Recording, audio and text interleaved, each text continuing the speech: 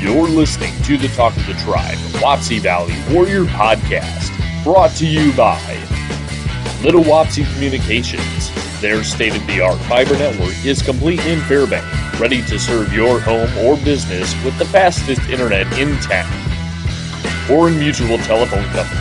Serving the area since 1911, Orin Mutual is a modern, independently owned telephone company providing internet and telephone services to Orin, Iowa, and the surrounding rural area. RTC Communications. They are here to provide high-quality, superior service to you, the customer, by offering great customer service and the services you want and need to work and stay connected with family and friends. This is the Talk of the Tribe podcast, coming to you from the center of Warrior Country. Here are your hosts, Zach Favors and Riker Oberle. Alrighty, welcome to episode 22 of the Talk of the Tribe podcast. I'm your host, Zach Favors, joined today by Riker Oberle. It's the second of our two uploads of the day. We released the one with Marty McCown about a good 2 hours ago. So we're here doing the second of the two episodes we got to do today, and we're getting through the winter sports. I mean, winter sports start in about a week. You have basketball on Tuesday, wrestling on Thursday. So, without further ado, welcome head coach of Wapsie Valley Wrestling, Brian Krall. How are you? Doing fantastic. Thanks for having me on the show. Just excited for season and really excited to be here with you guys. You guys do a great job promoting the sport.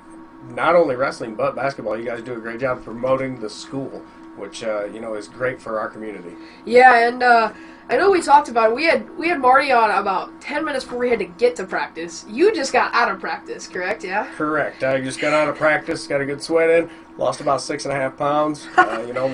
We'll rehydrate after I get home with a little dinner also. But, got the shower, still a little sweat rolling in here to see you guys. Yeah, so right away, last year you were in your first season as the head coach, correct? Yeah. Yes. Okay. Yep. So, and that season was a massive success. You had the team go to state duels. You had a state finalist in Dawson Schmidt, and now this year it rolls back over. You lost Schmidt, Yeager, and Keegan Brown. So, how do you kind of rebound from losing those three guys? Man, I tell you what, those are some big shoes to fill. Those are some big shoes to fill. They were gamers for all aspects, whether it was weekend tournaments, individual things, or team. It was big for the team. And I'm a huge aspect of that. The guys all build off of each other, and losing those guys out of the lineup, that's a tough deal. But it's also next man up, and the guys in the room worked out with them last year. The new guys coming in are on the same page. It's they're I have a little equation written on the wall in there. And it goes along with my other thoughts. It's E over T equals success. Yeah, S. Effort over time equals success, right? It's not always about the effort over years.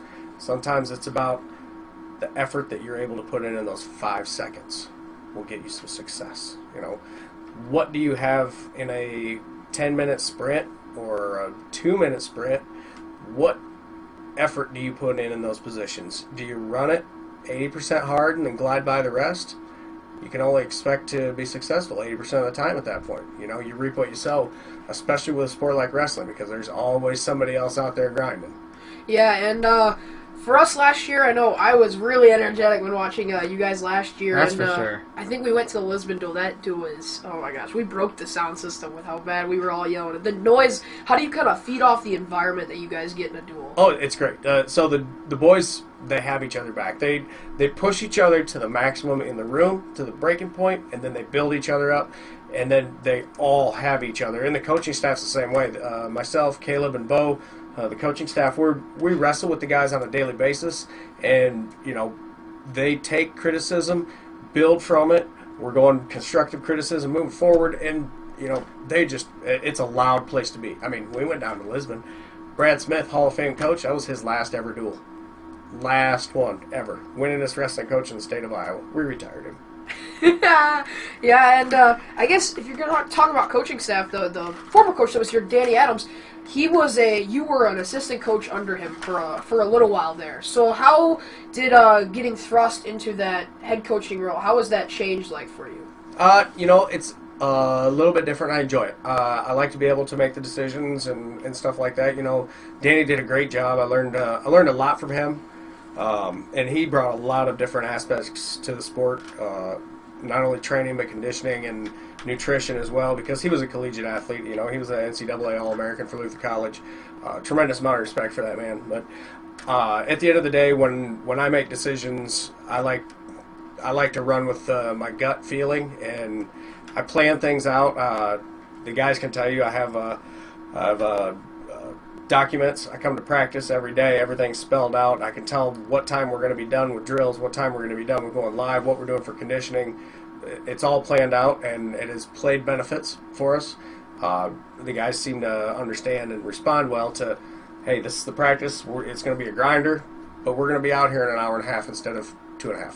Yeah, and I know for us, practice-wise, wrestling is one of the most grueling sports out there. It takes a lot of effort, takes a lot of time.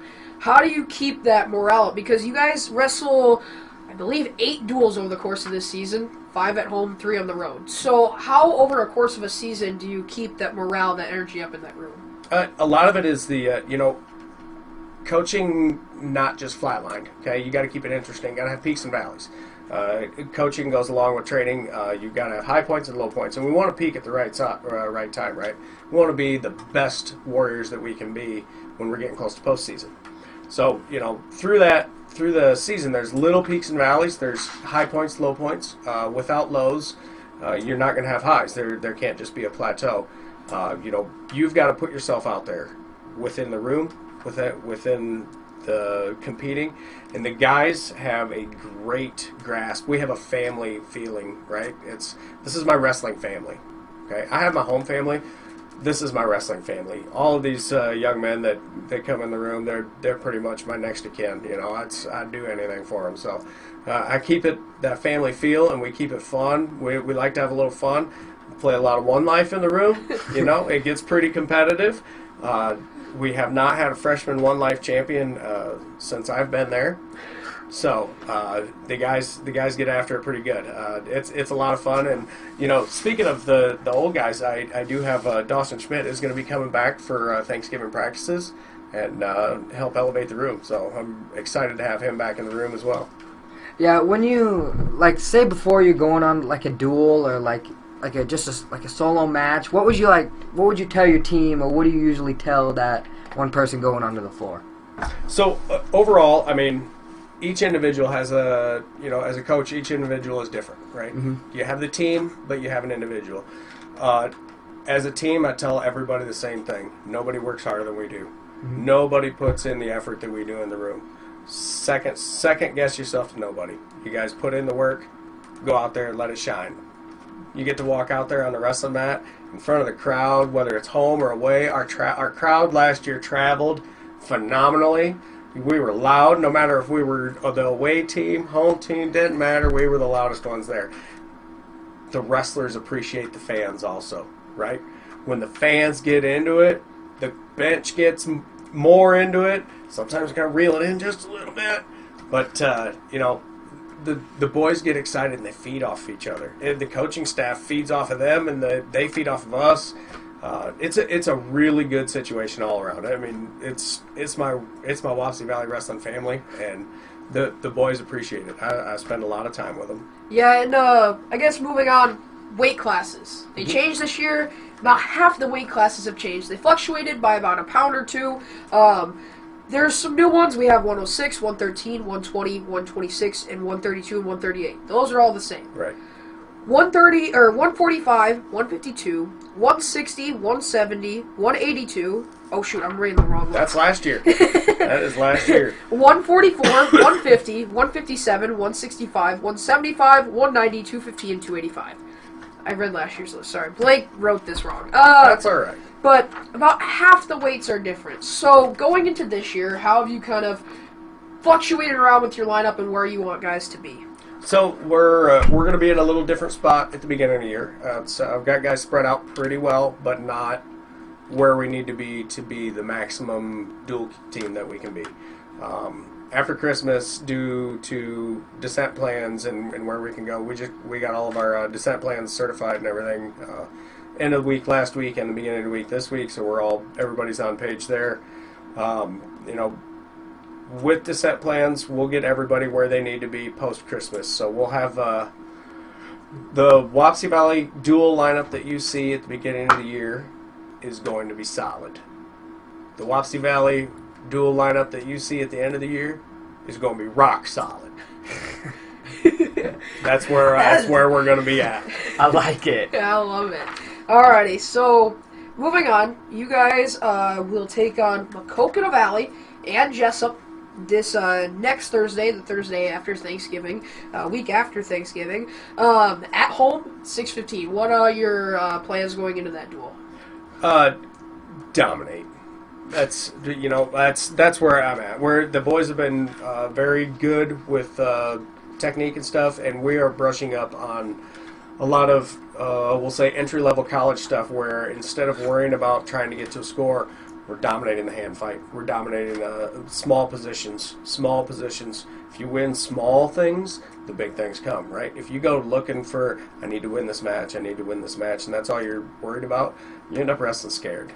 If you worry about, I need to win this position, and next thing you know, winning this position leads to scoring points.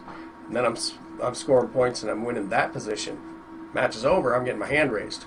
If you narrow your focus on the small things, the things that are within your control, control the controllables, good things will happen for you.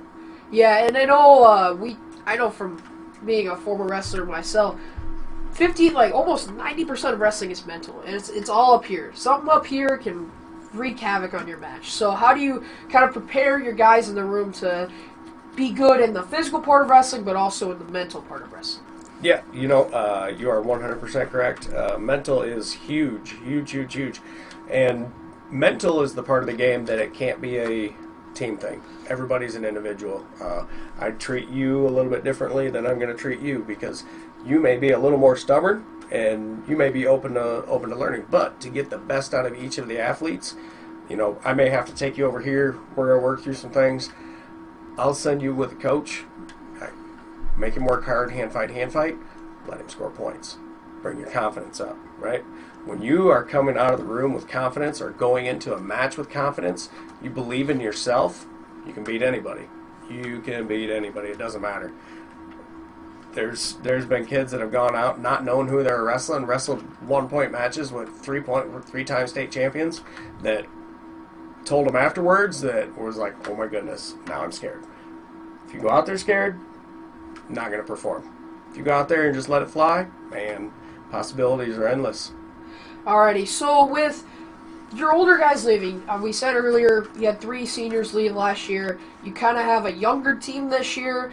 How is that? How have you been able to kind of rely on those juniors and the few seniors you have this year to kind of lead the freshman and sophomore classes? It's been good. It's it's kind of the small school deal. It's nice because they all spend time with each other.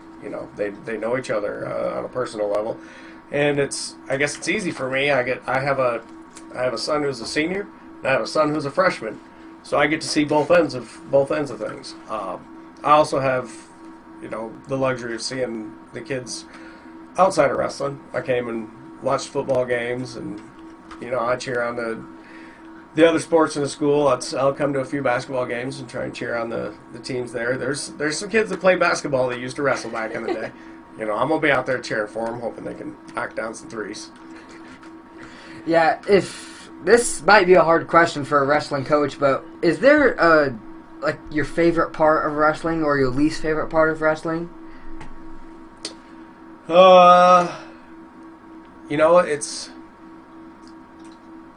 odd. It's an odd thing to look at, because I hate losing. I absolutely hate losing. Mm-hmm. But one of the best things about wrestling is seeing somebody rebound from a loss and getting better, making the decision to make a change to get better, and helping kids in that aspect not only helps them in wrestling, but it helps them learn life lessons, because things are never going to be easy in life. You're going to get knocked down, and you're going to have to make a decision. I'm either going to lay here, or I'm going to get up and I'm going to change something to make it better. And that is one of the greatest things that I get to deal with on a day-to-day basis in the wrestling room. It's both hard and rewarding, and I appreciate every moment of it. We're putting that on the shirt. Quote that. But I guess something that doesn't get over, or that is a little overlooked, is the nutrition side of wrestling. Yep. We've talked about mental, we've talked about physical, we've talked about different individuals and how a team looks, but moving on to nutrition. How was going into Thanksgiving? I mean, obviously a time for food, football, and I guess just relaxing. How do you kind of tell your guys going into this Thanksgiving break? All right, so everybody has a weight goal where they need to be, and we actually have practice at 7 a.m. tomorrow. They have Thursday off. We have practice at 7 a.m. on Friday, 7 a.m. on Saturday. So put some stuff in you. Be happy. Spend time with your family. Wrestling's a long season, and I don't want you to hate it. I don't want it to be a grind. Go spend time with your family. That stuff is important, super important. You only get one family. You only get to spend time with them once. I want you to enjoy those times. But at the same time, don't get the second helping of mashed potatoes. Only one turkey leg, not two of them. That's otherwise we're gonna have to run, and I don't want to run with you. I don't like running. That's I'm a wrestling coach, not a track coach. But I want the guys to enjoy themselves, spend time with their families, because that is super important. Just dial it in a little bit, and I have nutrition plans that'll be post this. We'll get nutrition is a very important part of wrestling. It's probably a very important part of why we will be successful continuously. I have a lot of things that I look into, because you can only compete as good as what you're putting in your body. If I'm putting McChickens in my body, you're going to get McChickens out there on the mat. But if I'm putting good, lean protein in me, you're going to see good, lean product out there on the mat. So what goes in comes out. Alrighty, Riker, you got anything else? Well, I think it's about time for our segment. Alrighty. This is why we told you to bring your phone. Got it. Check the screen time from yesterday. So this is our segment. It's a bit of a staple here. We got a segment called Screen Time. So Riker and I pull ours out. Do you know how to find it? I have no idea. Dude, you're just like Marty. We did this with Marty earlier. He it's had 6:09. No So what do I look at? Riker, you want to help him? Well, I'll get yours ready, and I'll get Is mine that my ready. settings? yeah, we're going to go to your settings, Oh, brother. and then there should be something if you scroll down that says something about screen time.